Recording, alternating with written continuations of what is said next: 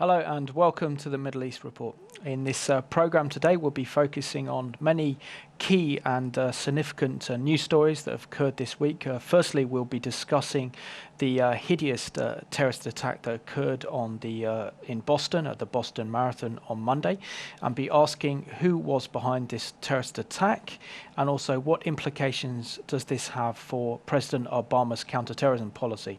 We'll also be remembering the fallen Israeli soldiers. That amounts to over 25,000 brave, courageous men and women who have actually died defending the state of Israel. And we'll also be celebrating Israel's 65th anniversary as she celebrates 65 years of independence since Israel was established on the 14th of May 1948. And I'm joined today by Robin Benson from Christian Friends of Israel. Robin, it's good to have you on the program tonight. I know that last night you were out partying at the Yom Ha'atzmaut celebrations at Wembley Arena. How was last night? It was a really good evening, Simon. Probably somewhere in the region of 3,000 to 4,000 people in the arena. Lots of music, some comedy, some serious stuff too. We had Spellbound do one of their mesmerizing gymnastic displays, and Tracy Solomon was there, and some Israeli artists. So a good evening all told. But I have to confess that getting back to Eastbourne at 1:30 this morning has left me a little bit tired today. But anyway, here we are. I'll go easy, so not too many demanding questions for you then, Robin. Thanks. Firstly, I'll say that Israel is the only nation in which a whole entire legitimacy is questioned on a constant basis, even though the State of Israel was actually formally formed through a legal framework from the San Marino Conference in 1920, and then established by the United Nations in, I think, 1948. Yes. Why is Israel's legitimacy still questioned after 65 years of statehood? It's actually a hard question to answer because it's irrational in many respects. I mean, if you look back at the history, post-World War I, yes. In fact, before World War I finished, you had the Balfour Declaration and all the back history that went with that. Leading in, yes, to this Allies conference at San Remo that then led into the Treaty of Sèvres and so on. So post-World War I treaties that established in international law the possibility of a Jewish state, that gave to the major Allied powers. They broke up the Middle East, the old Ottoman Empire, amongst themselves, and Britain was given the mandate. And Britain was actually, the UK was given the responsibility for setting up a Jewish homeland. Now, I was talking with a colleague from another ministry last night who came with us, and he has done a lot of research into the mandate period. And the more and more he delves into that, the more and more he has come to realize actually that Israel was set up despite the UK, not through us. I mean, we had a part in it, but actually, if you start to look into the archives and all the rest of it, there were lots of, use the word, machinations going on behind the scenes, actually to prevent the establishment of Jewish homeland. All of that then taken on board by the United Nations, formed as it was after the Second World War, with no caveats. The UN took full responsibility for everything that the League of Nations had established, and so, as a result, Israel declares its independence in 1948, and basically since then, off and on for the last 65 years, has had to battle for its literal survival. And we know the history: 65, 73, the Second Lebanon War, the various intifadas, the Gaza conflicts, and it just goes on and on and on. It's never ending. And on the human level, as I say, it does not make any rational sense. Why should one particular nation in the United Nations be the target of the vast majority of the other nations in the United Nations wanting to delegitimize its very existence in the world today? I mean, I think, without wanting to over-spiritualize it, from a Christian perspective, we have to say that behind the human scene, there is this age-old battle between good and evil going on, and what is happening in Israel is actually an outplaying of that battle, because there are key elements in biblical history and in what is yet to come in human history center around that little plot of ground that is no bigger than Wales or the state of New Jersey, as regards the Lord's return, and all that the Scripture teaches in relation to that.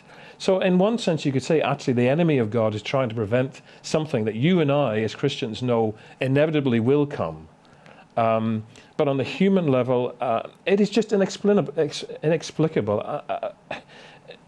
Historians, diplomats, politicians can give you all sorts of excuses, reasonings in today's society about the Middle East conflict. But in the end, when you actually start to apply some human logic to it, it does not make sense. And before we go back to the issue of Israel, I just really want your impressions, Robin, of that hideous terrorist attack we saw at the Boston Marathon on Monday. Well, it's just unbelievable. You watch the archive footage as has been replayed over and over now for the last couple of days, and you think to yourself, here is something that is a key event in North American sporting legend, because that's where the first marathon, citywide marathon, ever happened. So anything else, including the one that will happen in London in a few days' time, was actually spawned by the Boston Marathon. And here you have, again, I was watching the BBC News very early this morning because I couldn't get to sleep after getting back. I was just so wired after the music and all the rest of the razzmatazz from last night. One of the commentators put forward the idea that actually whoever perpetrated this event, it seemed that they had been observing either footage of previous marathons or had actually been there on previous occasions, because these two bombs went off at the very key moment in the time span of the Boston Marathon, where most of the participants are actually coming in, pretty much grouped or bundled together.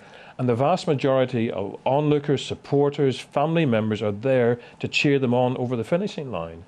And you see the footage of the first bomb going off and people sort of looking around thinking, what on earth happened here? And not quite grasping the gravity of the situation. And then 10 seconds later, you see the puff of smoke from the second one further down the street, and it is just mass panic. But folk who realize that something is wrong from the first one are moving in the direction of the second. And of course, that's why there are so many more casualties, because some folk were actually moving into the space where the second explosion goes on. So it was well thought through, well timed. I mean, as you say, just a despicable act, whoever has perpetrated it. And I think it will take time for the American, the FBI, and the rest of the investigating authorities, as they again said last night. There's so much footage now, with mobile phones and all the rest of it. They have hours to filter through and try and discover, if they can, who planted these bombs. And we've got a news clip to go to that looks at this hideous terrorist attack that occurred on Monday at the end of the Boston Marathon in the American city of Boston.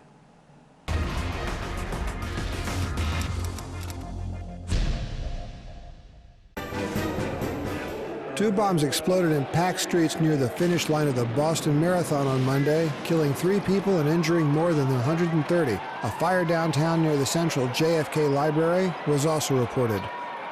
Security officials said another 2 explosive devices were found near the end of the marathon course. One of the dead was a child. The twin blasts at the race hit almost simultaneously and about 90 meters apart, tearing limbs off numerous people, knocking spectators and runners off their feet, shattering windows and sending smoke rising over the street. There were scenes of chaos as emergency rescue teams and some bystanders jumped in to assist injured, and thousands of others fled the site of the explosions. Police cordoned off the damaged area, and state police troopers in full combat armor took up defensive positions.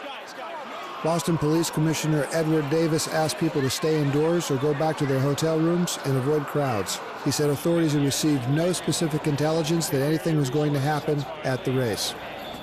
The Federal Aviation Administration barred low-flying aircraft within 3.5 miles of the site. There were reports Boston's Logan Airport shut down its operations, but airport officials denied it. There was no word on the motive or who may have launched the attack. Police said no suspect was in custody. U.S. President Barack Obama went on television and said authorities will find out who did this, and we will hold them accountable. Those responsible will feel the full weight of justice. He said information was limited and called on Bostonians to help one another as the government puts together a manhunt and moves to help survivors.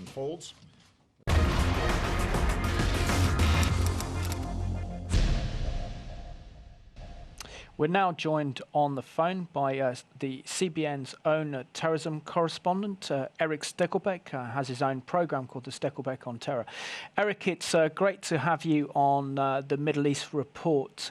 Can you share with us what the sense of feeling is in the United States at the moment in light of this hideous terrorist attack that occurred on Monday at the Boston Marathon in New York? Well, Simon, it's great to be back with you, my friend. And, a few things. I think among the American public, there's shock, there's horror, there's outrage. A terror attack on U.S. soil, an 8-year-old boy, one of the 3 people killed, on a really joyous day, Patriots Day in the city of Boston. The Boston Marathon, which is a great celebrated sporting event here. A lot of people are out cheering on their friends, their family members who are running in this marathon. So people are shocked, outraged, and look, we've had a number of just heinous events here on U.S. soil over the past few months alone. We had the Newtown shootings where 26 people were killed, including a lot of young first graders, young children. We had the Aurora, Colorado movie theater massacre back in July during a showing of the Batman movie. So there have been some horrible things happening on American soil. So the American public's shocked by that. But in the same vein, Simon, I almost sense a complacency. People are just going about their daily business, and it's almost like people are becoming numb in a way to all of these horrible events that are happening. I think that's a bad thing. Now, on the government level, the Obama administration, they don't have the answers yet about who was behind this. They're saying, hey, we're going to get who was behind this. Of course, they said the same thing about the Benghazi terror attacks in Libya, and we still don't have the perpetrators there. But in the mainstream media, the pro-Obama left-wing mainstream media here in the United States, Simon, I have to say, it's almost like they're openly rooting for whoever the monster was who did this, or monsters. They're openly rooting for it to be a white anti-government extremist in the Timothy McVeigh vein. They want it so bad to be someone like that rather than a Muslim terrorist. That's my impression. They have many reasons for that desire, but that's my impression so far. And Eric, we know it's very, very early days yet to actually know who was actually behind this hideous terrorist attack on the Boston Marathon. But the fact that ball bearings were used in the improvised devices as well as nails indicates it could possibly be an Islamic terrorist attack, primarily because the Palestinian suicide bombers used the same tactics. What's your assessment on who could be behind this terrorist attack? Simon, you make a great point. My gut has told me, again, we don't have all the details. We can't say definitively. We can't say for sure. My gut tells me, based on what we do know, that this was Islamic terror. I say that for a few reasons. Number one, what you mentioned. Inside these 2 bombs, there were ball bearings. There were nails designed to cause even more carnage after the bombs went off. We see this time and again in the Middle East, particularly used by Hamas in terror attacks against Israelis. So that's one thing. Number 2, multiple bombs. This is a hallmark of Al-Qaeda and Islamic terror groups. There were 2 bombs here in Boston that went off 10 seconds apart. Number 3, pressure cookers were used with these bombs. Al-Qaeda manuals. Al-Qaeda's official magazine, which, if you can believe it, Simon, is called Inspire, their official magazine recommended using pressure cookers to build homemade bombs. That's another thing used here. And the 4th and final thing, Simon, look, if this was an anti-government activist or extremist, you would think they would target a government facility, a federal building, the IRS building, some kind of government building, whereas this Boston attack was just indiscriminate madness, terrorism, violence. That's a hallmark of Islamic terror, that kind of indiscriminate killing where women, children, civilians are targeted. So adding all that together, my gut tells me it's Islamic terror, whether it's a localized Boston-based cell or someone from overseas who's directing it. We don't know. That's what my gut tells me. Hey, I may be wrong, but right now I'm leaning in that direction.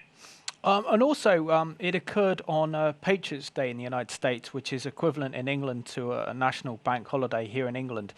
But it's also the home of the American Revolution. Do you believe this has significance and meaning to this terrorist attack? It could. It could. You know, a lot of people brought that up, Simon. A lot of the people who were kind of pushing the narrative that, hey, this was probably a anti-government extremist, far right-wing guy like a Timothy McVeigh. A lot of people were pushing that narrative and saying, hey, it was tax day here in the States, April 15th, Patriots Day in Boston, and this could be some kind of extremist striking a blow against the government and trying to start a new American revolution. On the other hand, look, it could have significance as well for an Islamic terrorist who, you know, says, hey, this is the day that you celebrate the birth of America, one of the days along with the 4th of July, that you celebrate the birth of America. It's a great patriotic day. So it has significance for Islamic terrorists as well. And we know that Islamists are big on symbolism. They're big on attacking on days that have significance to a particular country. So you can go either way on that. The date may very well have some significance, but if it's Islamists, I think the main significant, Simon, would be, hey, it was a sporting event that would be heavily attended by a lot of civilians, the Boston Marathon. And we know that just last year, Al-Qaeda's top propagandist called on attacks against sporting events in the United States. Now, you would think Super Bowl, World Series, Stanley Cup, that kind of event. But the Boston Marathon, hey, it's a big deal, and there's thousands and thousands of people there, and a lot of civilians, women, children. As I said, one of the people who died in this attack was an 8-year-old boy who was cheering on his father who was running in the marathon. Another was a 29-year-old beautiful young woman. Simon, that is the epitome of terror. That kind of thing. It's just the epitome of psychological terror. That is the goal of terrorism, to terrorize people psychologically. And that attack in Boston absolutely accomplished that. Eric, this is Rob, and I'm with Simon in the studio today. I work with Christian Friends of Israel here in the UK. Just maybe a question for clarification, because when the word started to come out in our media, there was the issue of that there were other unexploded devices. I mean, is that true, or was that just something that they picked up on and ran with, and then it sort of died into the background? You know, it's interesting, because at first they said that there were 5 unexploded devices, and that was on Monday. Then later in the day, there were reports that emerged that said, no, that was a mistake. There were not 5 unexploded devices. Were there? Weren't there? We don't know. Would investigators kind of say, hey, let's kind of zip our lips about that, so to speak, because we're working on this investigation? I don't know. But I thought that was interesting that in the beginning, as you said, they said, look, not only were there the 2 bombs that went off, but there were 5 other devices that we found around Boston. And then a few hours later, the story kind of changed to, oh no, there were no other devices. That was interesting to me as well. I don't have any more details about that, but kind of strange. Yep. Which leads me on, Eric, to ask you, what has been the reaction of the Obama administration? Certainly, we know that President Obama's caused outrage at the fact that he didn't classify this initially as a terrorism act, but has later classified this as an act of terrorism. What do you think of the Obama's response to this hideous terrorist attack that occurred at the Boston Marathon on Monday? You know, I think, number one, it was a disgrace that he didn't come out and call it terrorism right away. I mean, come on. It was pretty obvious that this was an act of terror off the bat. So why he didn't do that, I don't know. Does that go along with his narrative that basically the war on terror is over? Al-Qaeda is nearly defeated and on the run. That's what he was saying throughout the 2012 presidential campaign, which couldn't be further from the truth, as we saw in Benghazi and as we've seen in several other Islamic terror incidents since then. So this administration has always been very big on kind of downplaying Islamic terrorist attacks. Number one, because they want the American people to believe that, hey, the war on terror is over. The radical Islamic threat is nearly defeated. Osama bin Laden is dead. We can pack up our bags and go home. They want to focus on domestic issues, this administration, remaking America, as Obama himself has said, with Obamacare and everything else. And foreign policy, Iran, North Korea, Al-Qaeda, Benghazi, it's a distraction for Obama from his domestic agenda. So that's the first thing to remember here.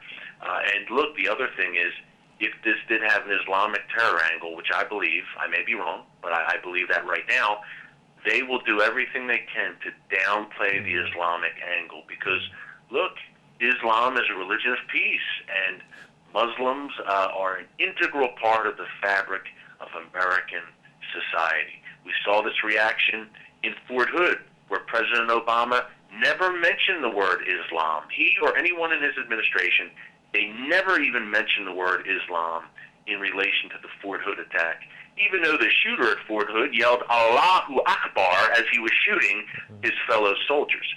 The Pentagon, our own Pentagon here in the U.S., in their summary of Fort Hood, they called Fort Hood, in which an Islamic terrorist who had been in touch with Al-Qaeda clerics overseas murdered 13 U.S. soldiers in cold blood while yelling Allahu Akbar. The Pentagon released a report calling it workplace violence. Not Islamic terror, workplace violence. Kind of like, two guys outside their company headquarters were haggling over a parking spot. Workplace violence. So that's where we're at with this administration. Okay. And finally, Eric, the Israelis this week remember Yom HaZikaron, in which Israel remembers the fallen soldiers who have fought bravely to defend Israel and also been victims of terrorism. I think this is something that America and the Western world are beginning to wake up to the realization of what Israel has to face almost on a daily basis. Yeah, and this is really what Israel has to face, Simon, in that this is the new blueprint. Look, Israel every day, and you know this so well, you've been there several times, Simon, so have I, Israelis every day have to deal with what we saw in Boston. I mean, every day. Buses, schools, shopping malls, indiscriminate killing, rockets coming out of Gaza. You never know where they're going to hit. Suicide bombers, rockets. This is every day in Israel, and that should give Americans even more of an appreciation of what Israel deals with. And really, this is the new blueprint, gentlemen, in my opinion, when it comes to Islamic terror. I'm not necessarily looking for the next 9/11. Of course, Islamic jihadists are working to accomplish that every day, and they want to acquire weapons of mass destruction, without a doubt, carry out maximum carnage. But in the meantime, these smaller scale attacks, like we saw in Boston, look, it's caused 3 people killed, 150 injured. Horrific. But it is relatively small scale. A few bombs, not on the scale of 9/11. A few bombs, pretty cheap, inexpensive. Probably just one or a few individuals carried it out. To me, that's the new blueprint. What we saw in Boston, what we saw in Times Square a few years ago, what we saw in London in 2005, mass transit. That is what I'm looking at. And in a free society, how do you defend against that without turning into a police state? Yeah. That's what we're wrestling with right now. Eric, I just want to thank you so much for joining us today on the Middle East Report, and keep up the excellent work you're doing on CBN 700 Club and also with Steckelbeck on Terror, which is a great program which is aired on Revelation TV. Thank you, gentlemen. Thanks so much for having me on, and God bless. God bless. Bye-bye. Bye.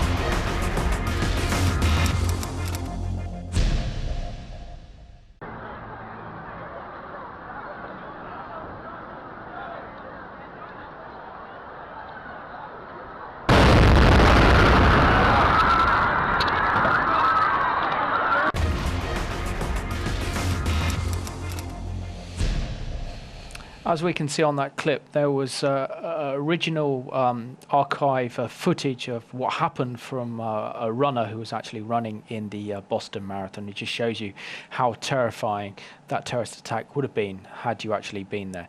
Robin, Israelis find themselves no stranger to terrorism, and many Israelis will certainly sympathize. They will certainly mourn with the victims of the Boston Marathon terrorist attack. But what can America and the Western world learn from the way that Israel deals with terrorism threats?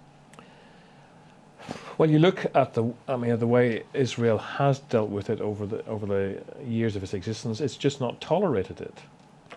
or if it has seemed to tolerate it, it may just be for a period of time while intelligence is being gathered, and then action is taken to try and root it out at the very basic foundation. And sometimes, I mean, personally, I despair at our Western governments and diplomats and all the rest of it. We have seemed to become so politically correct and so afraid of offending the Muslim populations in our societies, many of whom just want to get on with life as they live it out in our society, that they are afraid to take the necessary action needed to nip this in the bud. I mean, we have multiple incidents of these extreme clerics being, continually let off the hook. I'm sure you and I can think of one in particular, who has made life for Home Secretaries here in the UK for the last few years, a living hell. Abu Qatada. Abu Qatada. I mean, that's a prime example. So there is the issue of trying to deal with it. Yes, I know you need to keep the Muslim population on side, and it's how you deal with it, but you don't let it slide, and that's what we're doing, and we are walking into a world of trouble, and it could be, we're speculating, it could be that what happened in Boston is just the opener for a new campaign in the West by those who really want to terrorize our societies, and this is just an opening salvo. Looking at Israel's situation in prior to the second Intifada, where we were having suicide bombings going off almost on a weekly basis, causing huge carnage and damage throughout the whole of Israel. Yes. And thanks now to the security fence, Yes. terrorism, certainly the nature of suicide bombings, has Yes. completely fallen away. Yeah. And having been in Israel recently, there's not a sense of fear at all in the streets of Jerusalem or in Israel. I know Israel has to contend with rockets and missile attacks, but on the whole, I think Israel can be very proud in the fact that she's really defeated so much of those terrorism attacks. Well, I think that's true. I mean, I think that we have to be honest and say, but also there's something within the Jewish psyche that whatever is going on around you, you just get on with your lives. You can't completely blot out the possibility of an incident happening, but they have worked hard, despite international pressure, despite all the criticism that has come with the security fence. And let's be clear again that something like only 5% of the total length of the fence is actually concrete wall. So when our media, the pro-Palestinian groups and all the rest of them constantly bombard us with these pictures of concrete blocks, that tall concrete blocks, that is 5% of the total length. And it is, if you look at the geography, they couldn't do it any other way because it's up, down, up and down and up and down over rough terrain. And it's the only way to prevent sniper shots from one community across to the other, and it's the only way to try and dissuade the bombings, and they have dropped. The statistics prove that it has worked. It's not ideal. Everybody recognizes that it's not ideal. I mean, you have Palestinians who will openly say they wish it wasn't there, but they recognize Israel's need to do it. So there's a minority even within the Palestinian community who recognize what's going on. So, but Israel took action to protect its people. And okay, we don't need to do that, but in our society, there are measures that we need to take in order to protect our society. That's what our government is there for, to protect everyone in it, not to pander to those who are always kicking up a fuss. Robin, it's also very significant this week that Israel remembers Yom HaZikaron, which is the Memorial Day, in which Israel pays homage and tribute to the over 25,000 brave and courageous men and women who have died defending and fighting for the Jewish state. Isn't it important that Christians get behind Israel and constantly pray for the protection of the Israeli soldiers? I agree. I mean, it probably opens up other questions, about praying for military and all the rest of it. But, let's put it this way. Jerusalem is the only city in the world that people who believe in God's word, the Bible, are commanded to pray for. Psalm 122, pray for the peace of Jerusalem. And that's not just, peace in the sense of the absence of conflict. That word shalom means well-being, wholeness, prosperity. So, you're praying, and Jerusalem is the central focus of Jewish life. The Temple Mount, is the inner focus. But Jerusalem is a metaphor for the whole of the land of Israel. And so when you're praying for the peace of Jerusalem, you're actually asking for God to bring peace in every sense of the word, in the very richest, deepest sense of the word, for all of Israeli society, not just for Jews, for Arabs, for Muslims, for Christians, for every member of the society that lives in the land of Israel. You're asking God to bring wholeness back into that situation. And we have to face the reality that God has ordained government for the good of the people. We were talking about this earlier on, and if folk want to, look up Romans chapter 13, the Apostle Paul is talking about the fact that God puts government in place, yes, to reward the good doer, but also to wield the sword against those who do evil. And you cannot do that without some sort of security services, security forces. So whatever our misgivings are about war, about conflict, nevertheless, these young men and women are putting their lives on the line for the good of all of Israeli society. Let's not just concentrate it down onto the Jewish people, but for the whole nation. Because in these bombing incidents and these terror incidents, there are Arabs and Christians and Jews being maimed. It's not just one side of the population, because it's an integrated population. It's not an apartheid state. Therefore, if there's a bus bombing, you'll have a mixed population on the bus. So it's all of society that we're praying into and beseeching God through these young men and women who give up 2 or 3 years of their lives and put their lives on the line every day in order to protect the nation.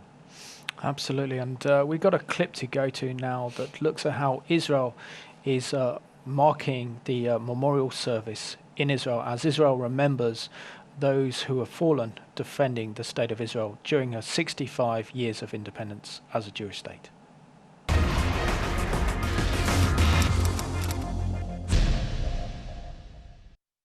It's Remembrance Day in Israel. The Jewish state is commemorating fallen soldiers and victims of terrorism. Over the past year, 92 names were added to the list of Israelis who fell while in the line of duty, bringing the total number to 23,085. Israelis are remembering not only the fallen, but also more than 5,000 widows of IDF soldiers and some 800 orphans that are no longer with a mother or father. It is traditional for Israelis to pay their respects on this somber day at a cemetery, and over 1.5 million citizens are expected to make a visit.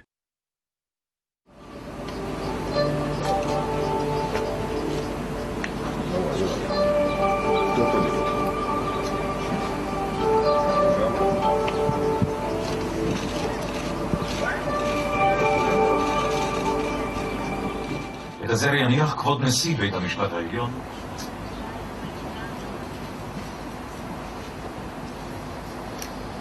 ערב כ"ח בשבט תשנ"ז, 4 בפברואר. אם ייגזר עלינו, נאחז בחרבנו ונצא לשדה המערכה אל מול מבקשי רעתנו.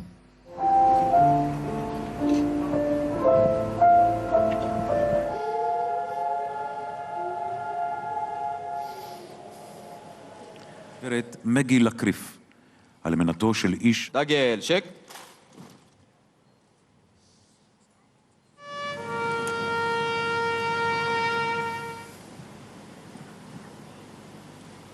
לרגע לא נשכח ותמיד נזכור את אלה אשר קיומה ותפארתה של ישראל נזקפת. משמר, דום. המשמר יעבור לנוח, עמוד נוח. אלוהי המתים, שידעת ידוע כל זאת. שנה אחרי אנו זקוקים לכולם, לטובים ביותר.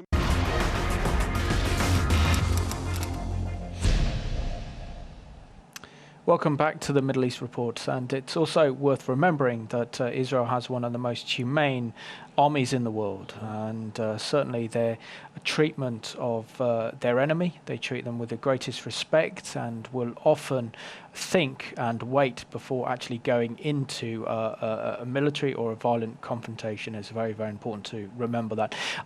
This brings up a very important point, I think, Robin, that even some of our viewers have a wrong perspective on the IDF, the Israeli Defense Force. And in many cases, if they carry out an operation against a terrorist entity, say against Hamas or part of the Fatah's terrorist faction like the Tanzim, they may actually go into the home of some ordinary Palestinians, but they pay them some money, they give them some bread, they pack everything up, and they put everything back in its place. If Israel wasn't in that constant fight against terrorism and being on a war footing, of course they wouldn't have to do this. Yes. But sadly, we see so much aggression and real hatred directed at the IDF, and that's why I think it's very, very important that we acknowledge the tremendous work they're doing in defending the Jewish state, and the fact that these are young people. They're in there of anything from about 17 to 19 with that great responsibility of defending the state of Israel and having friends that serve in the Israeli army. It's something that means a lot to me. Yeah, I mean, the very name itself, the Israeli Defense Force. It's not an offensive army. It's there to defend the nation. It's there to defend all the people. And you, again, and I know from, multiple reports, whether they come from the UN, whether they come from guys like Colonel Kemp, who, have sometimes begrudgingly, sometimes very openly and upfront, in the case of Colonel Kemp, have stated categorically that Israel is one of the most, the defense forces are one of the most, what's the word? Humane. Humane, well, but legal. Their behavior is legal. I mean, I've listened to a presentation by an Israeli diplomat, and if you see the process that they have to go through in every instance where there's an encounter going on with an enemy force, the multiple people that are brought into the discussion about what they can do, what they cannot do under international law, it's mind-boggling that they ever accomplish anything, because they are so determined to be to have integrity in the way that they go about defending the nation. And that's proven over and over and over again. We know the cases where actually they want to do something, they suddenly discover that there are civilians either accidentally or, in the case of Hamas in the Gaza Strip, purposefully put in the way as a human shield, and they do not take that action forward. I mean, you can't, but any army makes mistakes. So we're not saying that they're, as clean as clean can be, but their mistakes are minimal in comparison to even, sadly, some of our own in some of the conflicts that we have been involved in. Absolutely. And let's put we've got a clip to go to now that puts a human face to the IDF and tells a remarkable story of a young Israeli who made Aliyah to Israel, who died in 2006, and his name is Yohan Zabib, and he's a French Jew who made Aliyah from Israel, who served in the Israeli Defense Forces and was killed in action in 2006.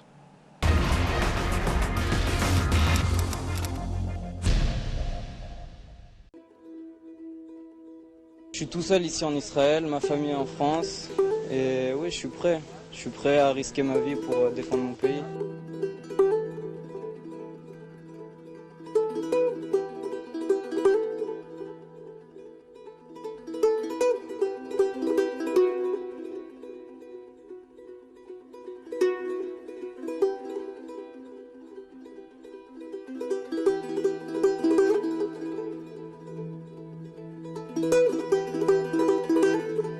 Yohan, c'était vraiment le moteur, la colle, entre guillemets, entre les membres de la famille.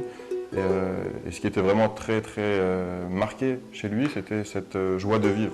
Lui qui avait un sourire très marqué, il avait cet amour très fort d'Israël. Il voulait à tout prix venir. Dans la vision de Yohan, c'est vraiment il faut donner de soi, et la meilleure façon de donner de soi en Israël, c'est de faire l'armée en fin de compte. את יוהאן הכרתי קודם כל בטירונות, בנובמבר 2004 זה היה. ישנו ביחד באוהל, היינו מיטה ליד מיטה, ותמיד היינו אחד ליד השני, וגם ברגעי משבר, ברגעים קשים, ברגעים הטובים, תמיד היינו ביחד. הכרתי את יואן ולמעשה ליוויתי אותו מאותו רגע עד לרגע האחרון שלו. Il a vraiment commencé à prendre les choses un peu plus au sérieux, dans le sens où il y a une réalité qui est retombée un petit peu en disant quand même, la vie c'est pas que s'amuser, en fin de compte il y a aussi des gens qui doivent faire des tâches qui sont pas très faciles.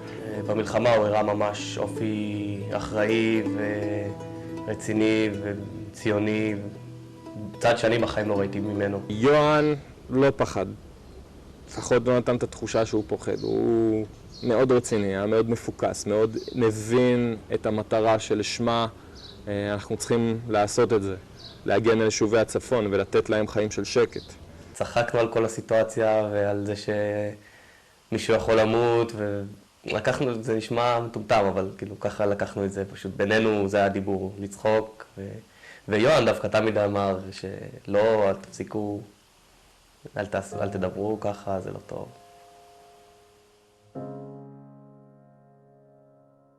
אנחנו, המשימה שלנו הייתה לתפוס בית ששלט על צומת נורא מרכזית בהמשך אותו ציר בתוך הכפר. נקלענו לקרב מול 5 מחבלים בתוך הבית והצלחנו להרוג את כל 5. גם יואן הרג את אחד המחבלים. אחרי שעשינו את הדריך ואחרי שסיימנו את הכוחות בעצם גם אנחנו החלטנו לנוח אחרי שלא ישנו בזמן. 20 דקות אחרי שנרדמתי התעוררנו ברעש מטורף.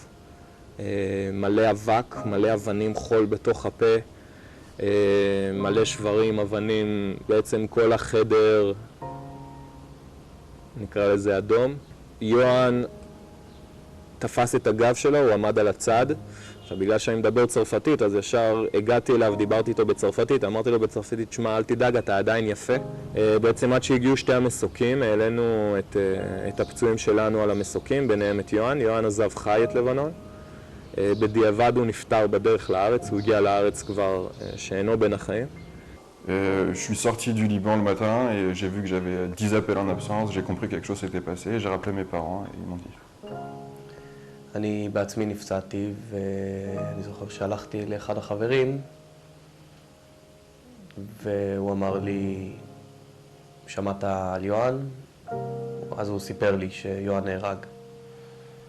לא סיפרתי לפלוגה במשך 3 ימים עד בעצם כניסת הפסקת האש. החיילים הגיבו בהלם כי יואן עזב חי. אני גם הגבתי בשוק שהבנתי שיואן נהרג כי הוא עזב חי, אז למה שהוא ימות? היה להם קשה מאוד לעכל את זה. הוא חייך ואמר שתמסור להורים שלי שאני לא מתחרט ואני גאה במה שעשיתי, בבחירות שבחרתי.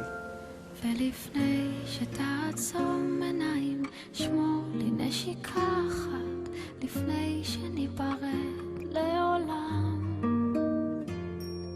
שמור את המילים האלה באוזניי, רק רעש וצלצול חזק. C'était vraiment sans intérêt personnel. Il le faisait tout simplement parce qu'il voulait devenir israélien et c'était une vraie conviction sioniste. Il voulait rien d'autre que donner de soi-même et être un membre de l'histoire sioniste d'Israël. Aller au bout du rêve et puis mettre de côté tout ce qui est matériel pour aller à l'essentiel finalement et transcender son existence.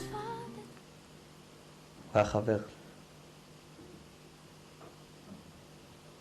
אין לי ארץ אחרת, גם אם אדמתי בוערת, רק מילה בעברית חודרת, אלוקיי אל נשמתי, בגוף כואב, בלב רעב, כאן הוא ביתי. אין לי ארץ אחרת, גם אם אדמתי בוערת, רק מילה בעברית חודרת.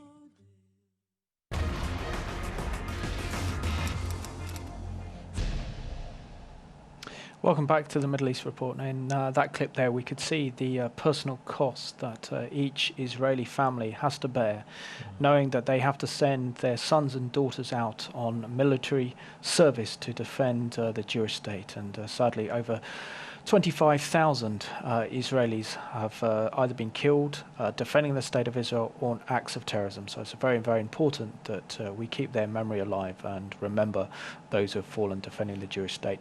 Robin, it's also interesting to note, isn't it? It's not only Jewish people that serve in Israel's military, but also Muslim Bedouin Arabs and also members of the Arab Druze community who are some of Israel's top fighters, including Arab Christians who also serve in the IDF.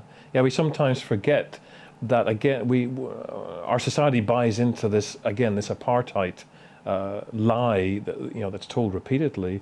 There are, folk from the Bedouin community, primarily up from the north of Israel, but also the Druze community. And there are Christian Arabs, they're believers. There are believers from the Messianic Jewish community who are serving in the IDF. So it's not, again, it's a multicultural force in that sense.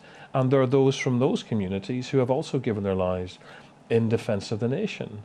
And it's also, we need to recognize that there are folk in the Palestinian Arab community and the Muslim communities who are mourning the loss of family as well.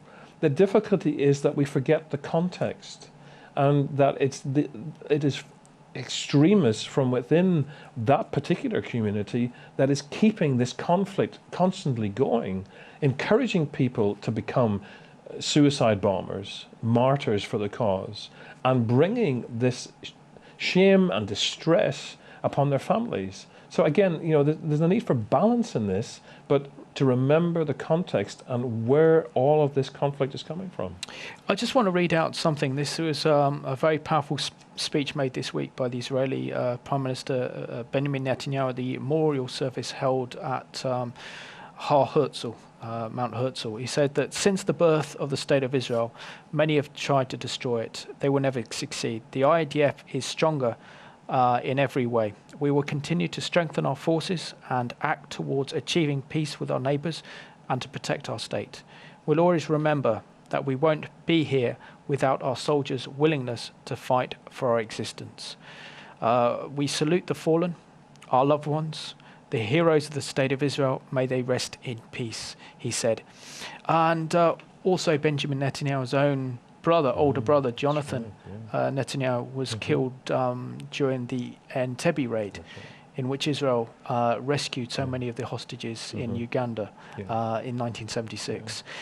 Isn't it important, though, that we reflect upon the huge costs and the huge sacrifice that ordinary Israeli families make defending the State of Israel? Yes, it is, because, again, we tend to forget that Israel actually is comparatively a small society. And therefore, people like Benjamin Netanyahu's family have been touched by this conflict.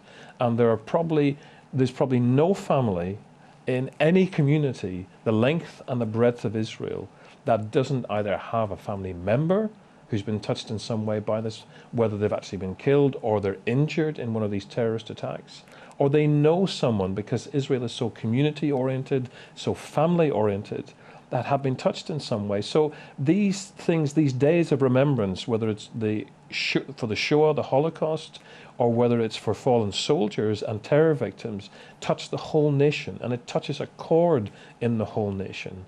And then they move into this time of rejoicing for Independence Day, but it's rejoicing that's tinged with sadness and the remembrance of the price that has been paid so that Israel can maintain itself as a modern nation state in the world today. Absolutely, and I think it's coming virtually to the end of the programme now, Robin, that Israel has 65 incredible years to celebrate. Israel's a modern, high-tech, industrialized nation. Israel's a beacon of light in which is becoming a very, very dark and dangerous region. And yet there's something that's so unique to the Jewish people, and that's their celebration of life. The fact that they can actually mourn the loss of soldiers, family members, but also then rejoice and celebrate the Jewish state and considering that's been reborn after 1948, 2,000 years or even 3,000 years prior to an independent Jewish state. Yeah. No, it's wonderful. It's wonderful. Which is wonderful. And we want to thank you so much for watching today's Middle East Report as we remember the horrendous terrorist attack that occurred in Boston at the Boston Marathon on Monday. Our hearts go out to the families and the victims of that terrorism attack. But we also remember Yom HaZakaron, Israel's Remembrance Day, as Israel remembers the over 25,000 brave and courageous men and women who have died defending the state of Israel. And it's amazing to think that in Israel's 65 years, she's been involved in 5 major wars for her very survival. And yet Israel continues to be a beacon of light. And it's so important that we have an understanding, that we get to know the truth of what's happening about the situation that Israel faces in the Middle East, that we move from the lies and misinformation to find out the truth for ourselves. And we recognize the incredible role being carried out by the IDF in defending Israel today. And it's the soldiers who are Israel's defense. They come to the defense of Israel. So it's important that we pray and stand with Israel, but also remember the IDF soldiers in our thoughts and our prayers as they defend the state of Israel. And thank you for watching today's Middle East Report.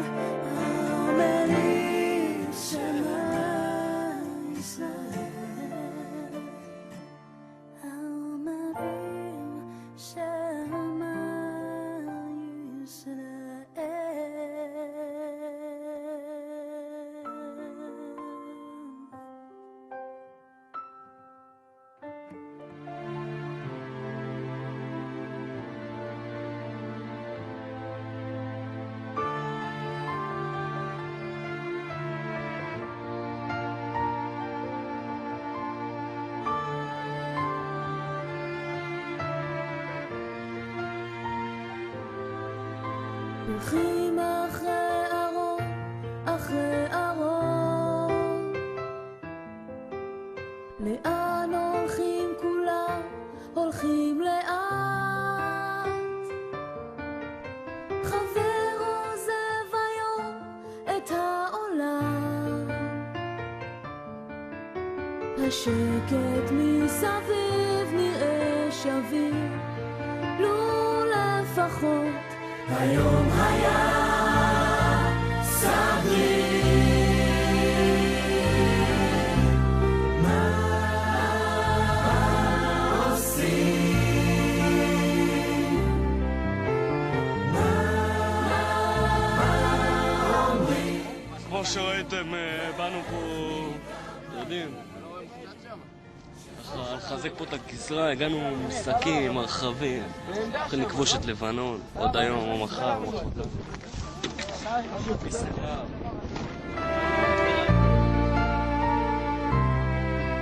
צפופים בראש מורכן, בראש עמום, לא הבנו כמעט